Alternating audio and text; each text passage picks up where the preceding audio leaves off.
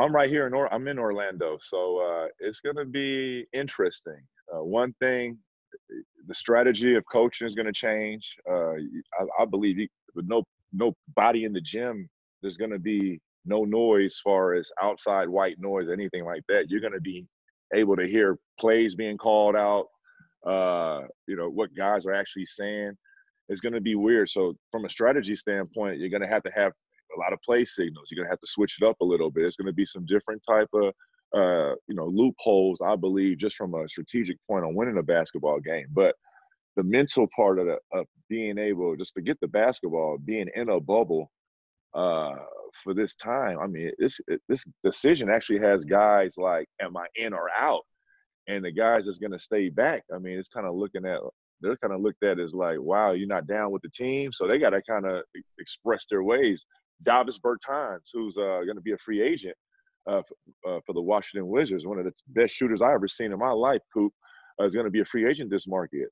He decided to opt out and playing in the bubble, and I don't blame him, because the Washington Wizards are a bubble team to where, are they really in playoff contingency, or are they just there for other teams to get ready, to beat up on them, to get ready for the real playoffs? You know what I'm saying? So it's a fine line, and he opted out to not play. Bradley Beal, having issues with his shoulder, having a slight tear in his shoulder.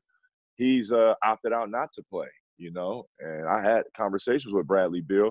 Does he want to play? Yeah, but he's hurt. He's injured right now, and to be injured in a bubble, because once you go in, you're in there. It's tough. How do you do rehab in a bubble when you can't play?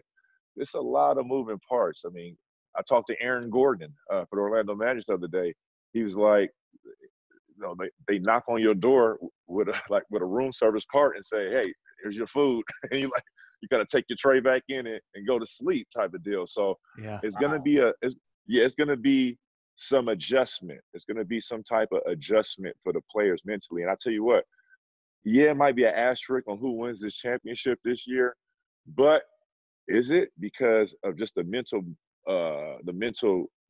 strength, the mental focus of it? Because you're not gonna see your family. To single men, good luck. Right. You know what I'm saying? Right. You know what I'm saying? And I mean, can you go to a restaurant? I mean, you're in a room and you're going to practice and back.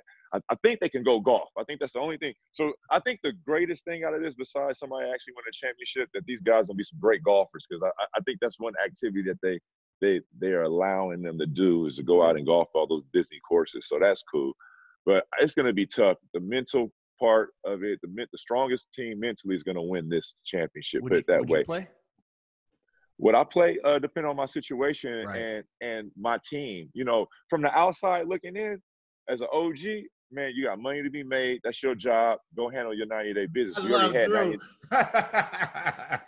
Yeah. We already had a 90-day break. Right. Go put in 90-day work. Your family's still gonna be there. Get next season going. But as a player, I don't know how it is behind closed doors, because if I'm going to war with a team and I don't know the culture, I don't know the narrative on that team, I can't speak for that team. So it's a lot of different moving parts in everybody else's locker room, where when you put yourself in as a player and you make a decision, it ain't for the outside players. And it's not for my opinion. It's for what the team is about. You know what I mean?